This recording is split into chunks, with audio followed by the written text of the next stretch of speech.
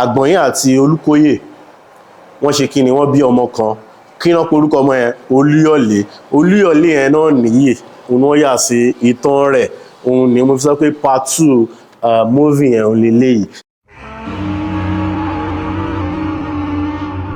1796 òun ni Àfọ̀njá kú and Aláàfin míì ti jẹ nígbà tí Àfọ̀njá máa fi kú kó tó di pé kò ń ṣe Aláàfin Abíọ́dún ló jẹ́ Aláàfin nígbà tí Àfọ̀njá máa fi kú so part yẹn ẹ jẹ́ ká yọ kúrò mẹ́.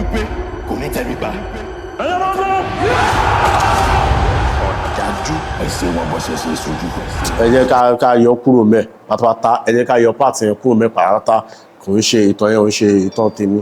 Ọ̀yọ́ tí a wà ní Ọ̀yọ́-Ilé ó ní olúùlú fún gbogbo ilẹ̀ Yorùbá nínú agbára. ẹ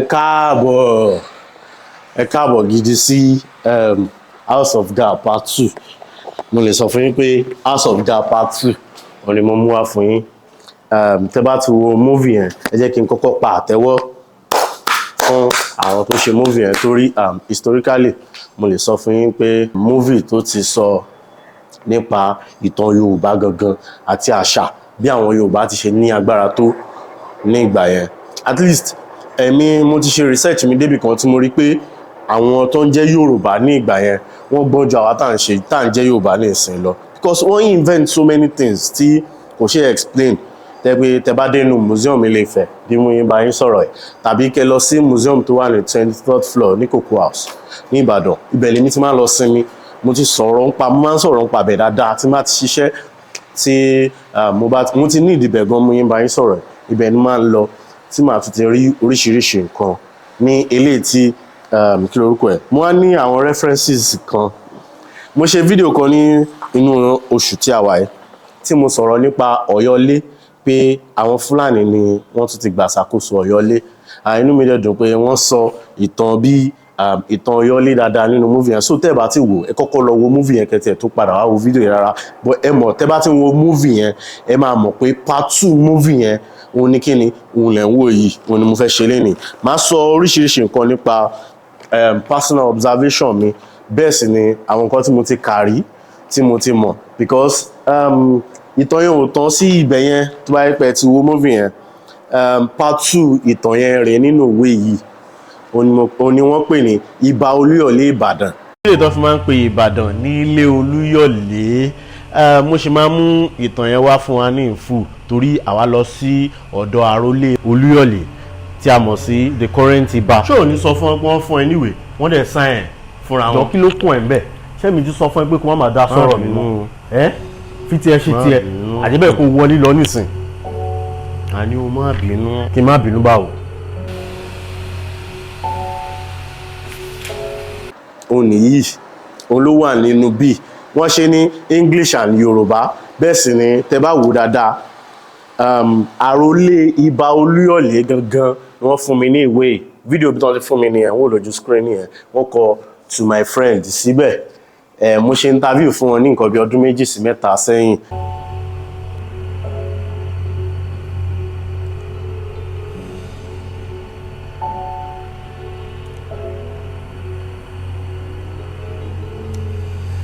ṣẹ́rí interview yẹn gbà ní nǹkan bí wákàtí kan àtààbọ̀ nǹkan tó gùn gan ni so màá kàn máa gé sí ìpele ni ṣùgbọ́n kó tó.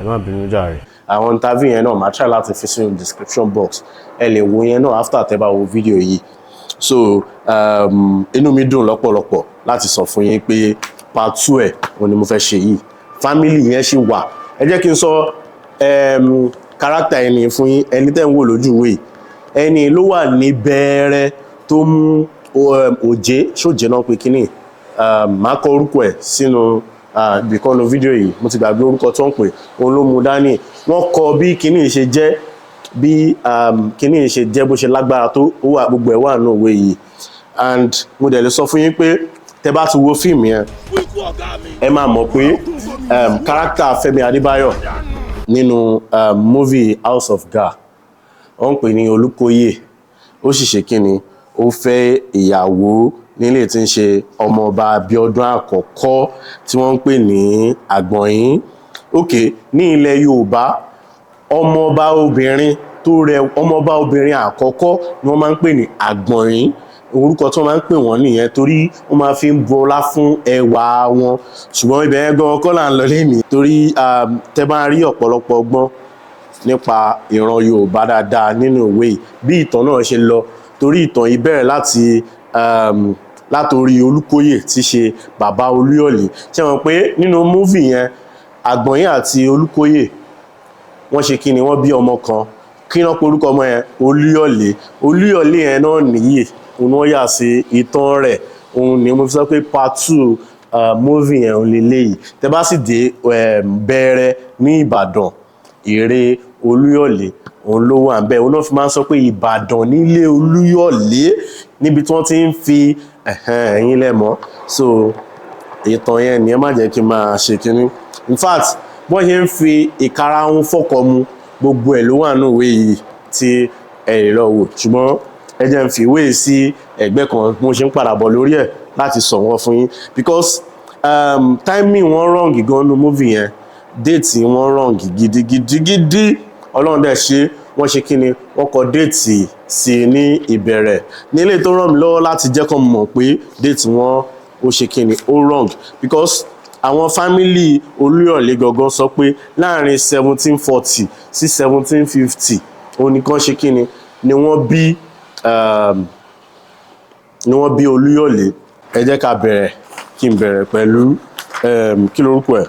So mo ṣe fídíò nípa Oyo Empire sometimes ago òun nìyí. Ṣé rí Oyo Empire máàpù ẹ̀ lẹ́ ń wò yìí òun nìyí báyìí. Máàpù ẹ̀ lẹ́ ń wò yìí Oyo Empire máàpù ẹ̀ lẹ́ ń wò yìí. So mo ṣe fídíò nípa Oyo Empire sometimes ago and mo dẹ̀ lè sọ fún yín pé Oyo Empire ò kí ń ṣe ibi kékeré. Ó kẹjá tẹ̀ gbọ́ láti ẹnu Alaafin tó gbẹ́sẹ̀ bí Oyo Empire ṣe tóbi tó nígbà náà. Gbogbo ẹ̀ tẹ́ bá wò nínú tá a bá ṣe ìmọ̀ tá à ń pè ní geography àwọn ibi tó kó síbẹ̀ tá à ń pè ní longitude tí àwọn èèbó ṣe láti mọ bí agbègbè tó wà ní longitude ní dìgírì 5 àti dìgírì 9 ní north, latitude 3.5 àti 5.5 àti 3 ibi tó jẹ́ ìka ibi tó gbòòrò jù tí kò tíì sí ẹnìkankan nínú aláwọ̀ dúdú tó ti darí ẹ̀ lọ.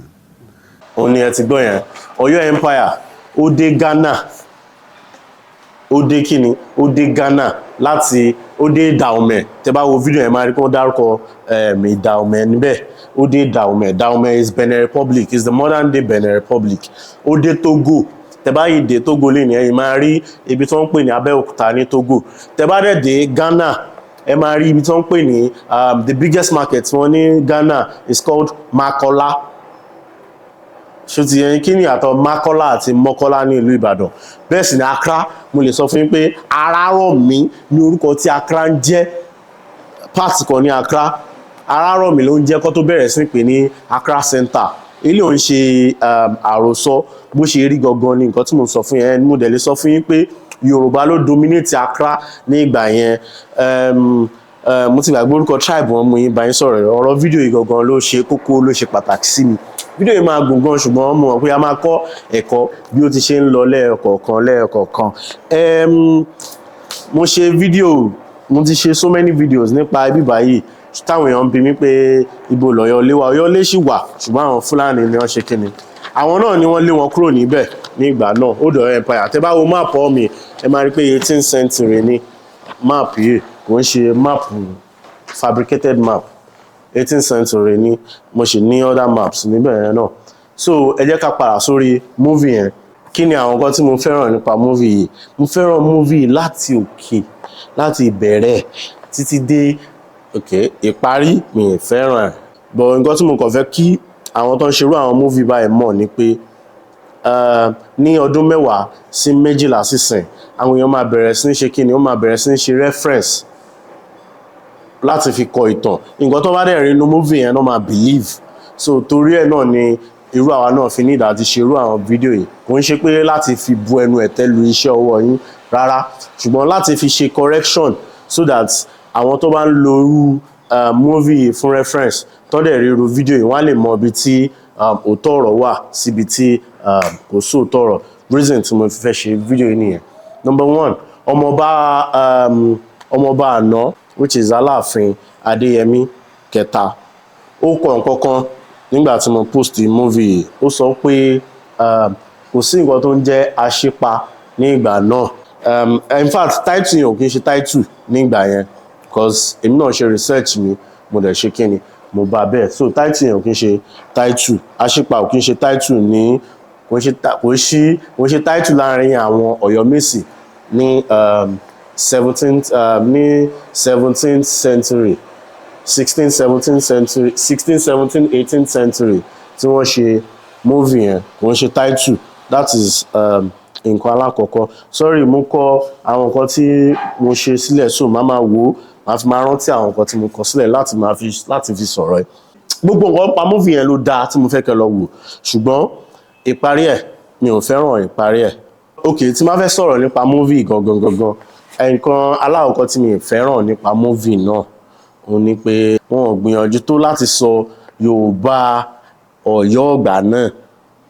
Ó ti yé yín èdè mídẹ̀mídẹ̀ ó wà nínú Yorùbá wọn. That is the only thing tí mo fẹ́ sọ pé wrong nípa movie. Now I'm going to the historical part and the storyline. Nǹkan tí content wà all about nìyẹn.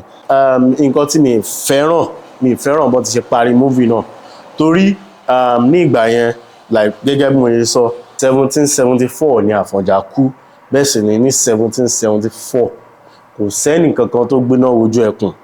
Bẹ́ẹ̀ sì ni nínú story yẹn Ààrẹ Ọ̀nà Kakanfò ló lead war lọ bá Basorun Gaa ní 1774 yẹn ní eléyìí tó túmọ̀ sí pé Àfọ̀njá gan wọn tí ì di Ààrẹ Ọ̀nà Kakanfò ńgbà yẹn dèpòdépò pé wọ́n máa pa dèpòdépò pé Fúlàní máa wà ní Ìlọrin. So part yẹn ó wrong gidigidi kò sí nǹkan tó ń jẹ́ Fúlàní ní Ìlọrin. Tẹ́ bá rí tọ́máṣì sọ wípé àwọn yẹn àwọn ará Mali tí àwọn ará Ọ̀yọ́ máa ń pè ní Ìmàlé ní ìgbà náà. Mo ṣe máa try láti understand díẹ̀ ṣùgbọ́n pé Fúlàní ni oyè sá lọ bá ìyẹn ò sínú tàn mi ò rò pé ìyẹn wà nínú tàn rárá and part yẹn mi mọ bó tọ́ má lè gé dànù kò tiẹ̀ bá lọ rárá gẹ́gẹ́ mo yẹ sọ àwọn èèyàn sì máa lo video fún reference later in the future. So that part kò tiẹ̀ sí nínú ẹ̀ rárá. Basorun Gaa sọ nǹkan kan pé tún ní rírú òun mọ́. Ara nǹkan tí mo rò pé ó yẹ kí fíìmù yẹn náà portray dáadáa ni pé àwọn figures kan wà ní ilẹ̀ Yorùbá tó jẹ́ pé movies máa ń portray wọn bí bóyá wọ́n ní selfish interest àbí nǹkan kan but ní reality tẹ́ pé tá bá fi ojú inú wò olóore ni wọ́n kó tó di pé wọ́n di nǹkan tán dì. Ẹ jẹ́ kí n sọ ara àwọn nǹkan tí Basorun Gaa jẹ́ ńgbà náà. Basorun Gaa ó jẹ́ alágbára gidigidi tẹ́ pé like ogun Nupe nínú movie yẹn wọ́n portray bẹ́ẹ̀ pé ó borí ogun Nupe and mo lè sọ fún yín pé ogun Nupe ti kó Ọ̀yọ́ rí ní 15th century tí eléyìí tí mo rò pé èèyàn dáadáa ní Basorun Gaa tó kọ̀ jẹ́ pé torí pé Aláàfin yẹn ti ṣẹ́ òun ló fi ní ìwà burúkú tó bẹ̀rẹ̀ sí ní wù. Bẹ́ẹ̀ sì ni gbogbo ogun kò sí ogun kankan tó lè borí Oyo Empire ní ìgbà náà. Kìí ṣe nítorí pé kò ń ṣe Ọ̀yọ́ lé nìkan ni mò ń sọ ń sìn the whole Ọ̀yọ́ mo lè sọ pé the whole Yorùbá nation ẹ jẹ́ kí n sọ bẹ́ẹ̀ yẹn pé the whole Yorùbá nation kò sí ogun kankan tó lè wá láti tàwa ṣe kí ni wá kojú Yorùbá ní ìgbà tí Basorun Gaa jẹ. So ẹ jẹ́ ká fi yẹn sí apá òsì wa ká má fi ṣe kí ni ká má fi jẹun ká mọ̀ ẹ́ nípa Basorun Gaa. Ní kété díẹ̀ tí Basorun Gaa wá kú tán ibẹ̀ ni Ọ̀yọ́ ti bẹ̀rẹ̀ sí ṣe kíni lọ́yọ́ ti bẹ̀rẹ̀ sí ní ṣubú lọ́yọ́lé ti bẹ̀rẹ̀ sí ní ṣubú. Kí làwọn nǹkan tó ṣẹlẹ̀ oríṣiríṣi àwọn èèyàn bẹ̀rẹ̀ sí ní já sí ipò Basorun yẹn. Title Basorun yẹn Ọ̀yọ́ nìkan ló ń jẹ Basorun ní ìgbà yẹn and nǹkan tí Ọ̀yọ́ bá ti jẹ bẹ́ẹ̀ yẹn Yorùbá òun ni leader fún Yorùbá pátápátá so title yẹn ò wà kò ń ṣe pé title àwọn tó ń gbé ní Ọ̀yọ́-Ilé nìkan ni kò ń ṣe pé title ará Ọ̀yọ́ nìkan ni title ilẹ̀ Yorùbá pátápátá ni. Ọ̀ranyàn ló dá Ọ̀yọ́-Ilé lẹ̀ ní Alaafin kínní nígbà tí ó bẹ̀rẹ̀ ìjọba rẹ̀ kò sí àríyànjiyàn ń bẹ pé ìkan nínú àwọn ọmọ Oòduà ọ̀kan bí l'Oòduà bí ọ̀kan bí ọmọ méje ìkan ọmọ méje tí ọ̀kan bí ní Ọ̀ranyàn lọ́lọ́run wá gbé ọlá fún torí pé ó jẹ́ akíkanjú ọmọ ọba ó jẹ́ akíkanjú èèyàn gẹ́gẹ́ bí ìwà ti sọ òun ló dá gbogbo agbègbè tó yẹ pé ó gbòòrò jù kí ẹni tó jẹ́yàn dúdú ní gbogbo àgbáyé nínú ìtàn láti ìgbà tí ìwà ti ṣẹ̀tìtì ṣe tó ti ìdálẹ̀ agbára àti ọgbọ́n àti jagunjagun ogun jíjà ló fi dá ibi tá à ń pè ní Oyo Empire lẹ̀ nígbà tó dálẹ̀ àwọn tó àlá tó dé agbára lé lórí Ifẹ̀ Ìjẹ̀bú Oǹdó Sábẹ̀ Ìjẹ̀ṣà Òwu agbára rẹ̀ tún kù ní gbogbo agbègbè yìí ó tún lọ dé Republic of Benin and Togoland. Ni àwọn èèyàn bẹ̀rẹ̀ sí bára wọn jà ní ilé tó ti kọ́kọ́ weaken structure tí a mọ̀ sí Ọ̀yọ́-Ilé military defense Yoruba nation ní ìgbà náà so I will use the word Yoruba nation láti fi understand pé the entire Yoruba ní Oyo Empire ní ìgbà yẹn because àwọn náà rule the entire Yoruba ní ìgbà náà báyìí ni wọ́n ti ṣe kí ni ẹ jẹ́ kí n lo ọ̀rọ̀ tí mo fẹ́ lò pé wọ́n ti para wọn gbogbo àwọn alágbára tó yẹ kó dúró tán tó yẹ kó dúró bíi defense fún Ọ̀yọ́ nígbà yẹn wọ́n wá bẹ̀rẹ̀ sí bára wọn jà láti jẹ oyè Bashorun yẹn and ibi tó ti bára wọn jà ni ó ti weaken ní strength Ọ̀yọ́ ìgbà tí arákùnrin Fúlàní kan tí ìtàn pè ní Usman Dan Fodio tí ó ti rí pé structure yẹn ti weaken ló ṣe kíni ló kó ogun jà Ọ̀yọ́-Ilé ní ló gbèrò láti kó ogun jà Ọ̀yọ́-Ilé ní ilé tí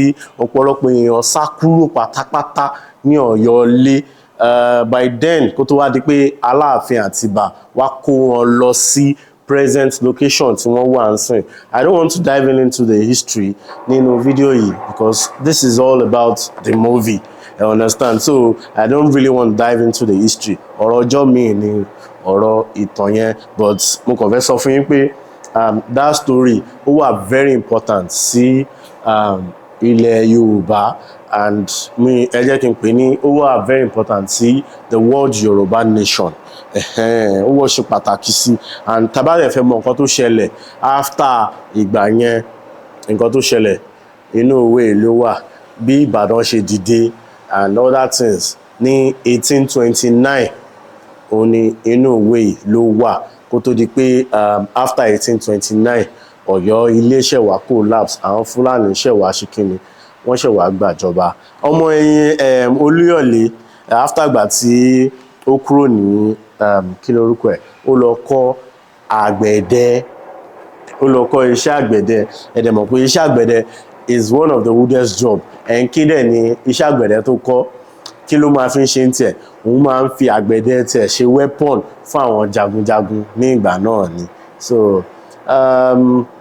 ẹ wo ẹ jẹ́ n dánu dúró báyìí. It's a wonderful movie. I love all the actors. You've done really well and the crews ẹ ṣe gidi gan fún masterpiece yìí ṣùgbọ́n future producers ẹ jọ̀ọ́ nítorí Ọlọ́run because mo mọ̀ gbà tí wọ́n ṣe rehearsal fún iṣẹ́ yìí wọ́n gbìyànjú gbogbo ẹṣin gúngùn everything mo mọ̀ gbà tí wọ́n ṣe rehearsal fún iṣẹ́ yìí mo kàn fẹ́ bẹ̀ wọ́n náà ni pé bọ́n ti ṣe gbìyànjú láti gun ẹṣin gbogbo bọ́n ti ṣe gbìyànjú gbogbo àwọn ọjà yẹn bẹ́ẹ̀ náà ni wọ́n ṣe gbìyànjú ní future láti make sure pé Yorùbá yẹn wọ́n portray the original Yorùbá láti preserve èdè wa. Movie will go very far than even eléyìí tèmi gan ṣe yìí because 10-20 years anybody tó bá fẹ́ ṣe research nípa era yẹn ó máa give reference sí movie yẹn so ẹ jọ̀ọ́ nítorí Ọlọ́run mo dẹ̀ ní sọ fún yín pé this is the first historical the real Yoruba historical movie lórí Netflix. So ẹ jọ̀ọ́ ẹ bá wa ṣe kíni, ẹ bá wa ṣe bí ó ti ṣe tọ́ àti bí ó ti ṣe yẹ, ẹ má gé nǹkan kan, ẹ má yọ nǹkan kan kúrò níbẹ̀. Ẹ ṣé púpọ̀. Kò ní jù báyìí lọ. Orúkọ tèmi ni Joe Adétọ̀nà. Tó bá yẹ pé ẹ fẹ́ support àwọn research wa gẹ́gẹ́ bí mo sọ lẹ́ẹ̀kan pé nínú oṣù tó ń bọ̀ a ní ìpinnu láti ṣe kíni, láti bẹ̀rẹ̀ sí ní lọ sí gbogbo àwọn ìlú tí wọ́n ti ń sọ Yorùbá, and ìrìn wa ó máa bẹ̀rẹ̀ láti Benin Republic, Togo, Ghana, Ivory Coast, a fẹ́ ya Mali, a fẹ́ ṣe nǹkan kan ní Mali torí Mali náà ní nǹkan kan ṣe pẹ̀lú ìtàn wa, and through Mali ni Islam ṣe dé ilẹ̀ Yorùbá ní ìgbà náà torí à ń trade papọ̀ ní Sahara trade. Trade yẹn wà important tí mo fẹ́ ká mọ̀, and I am still going to make another video about the trade. I think I have another map here. I have another map here to explain. Shit.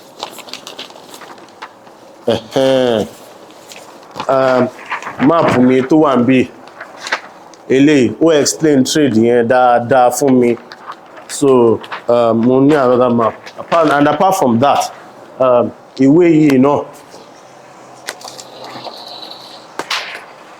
this book, ìwé yìí òun náà explain ní trade yẹn dáadáa fún mi. So I'll make another video about Sahara trade, àwọn nǹkan tó máa ń trade tí màá make sure pé a well-deserved research ni mo ṣe, and láti mọ̀ wá fún wa. Reason why I am ìdí tí mo fi ń ṣe àwọn videos yìí ni mi ò fẹ́ kí ìtàn Yorùbá parẹ́ rárá, and mo dẹ̀ lè sọ fún yín pé gbogbo àwọn kíní ilé máa ní ìtumọ̀ sí wa ní ọjọ́ òní, ṣùgbọ́n mo kàn rò pé kí èèyàn kan náà ti dedicate time ẹ̀ láti ṣe irú àwọn nǹkan yìí like 10-15 years ago, ó possible kí a ti jù báyìí lọ gẹ́gẹ́ bí Yorùbá tá a jẹ́. And tẹ́ bá fẹ́ mọ̀ how powerful ni Yorùbá jẹ́, ẹ kàn lọ àwọn museum wa, ẹ máa rí àwọn nǹkan tí Yorùbá ti invent tó jẹ́ kí ilé ayé rọrùn. I did a video recently about 10 things tí àwọn òyìnbó gan bá lọ́wọ́ wa tó yà wọ́n lẹ́nu nígbà tí wọ́n dé. Iná mi ti lọ. So ẹ jẹ́ kí n conclude the video pé kò ní jù báyìí lọ lénìí. So kò ní jù báyìí lọ lénìí. Yorùbá pọ́nbélé ni wá lórí ìkànnì, a máa ń rán alé tí ibi tá a ti ń bọ̀, ibi tá a dé àti ibi tá a ń lọ gẹ́gẹ́ bí ojúlówó Yorùbá. Bẹ́ẹ̀ sì ni kí ìtàn, àṣà àti ìṣe Yorùbá má bàa parun la ṣe ṣe kíni, la ṣe dá ìkànnì yìí sílẹ̀. A sì pè ní abinibihub. A wà ní orí every platform. Like I said, tẹ́ bá fẹ́ support wa, account details mi wà nínú description box. Ẹ lè tẹ̀wó sí mi directly. Ẹ dẹ̀ lè ṣe kíni, ẹ lè ra àwọn aṣọ wa táǹtà, ẹ lè ra ìwé tí mo kọ tí mo pè ní Kádàrá or something like that. Ìtàn nípa ìtàn Yorùbá ni, ìtàn àròkọ ni, nípa ìtàn ọmọọba kan tí bàbá rẹ̀ sọ pé ó gbọ́dọ̀ wá ọmọbìnrin tí ó nífẹ̀ẹ́ rẹ̀ dénúdénú láàrin 21 days. Ẹ lè ra lórí Patreon, link tẹ́ fi lè ra náà ló ń jáde. Ẹ wo kò ní jù báyìí lọ. Fídíò mi tí mo fẹ́ kẹ́ wò nípa àwọn nǹkan tí mo ti sọ yìí ló ń jáde lójú screen yẹn, méjèèjì tẹ́ ń wò yìí ló ń jáde lójú screen yẹn. Ẹ wo, mo sì mọ̀ pé ẹ ní regret pé òun jẹ́ kó tó dìgbà míì. Orúkọ tèmi ni Joe Adétọ̀nà. Bẹ́ẹ̀ sì ni ẹ má gbàgbé láti like ara yín. Ó dàbọ̀.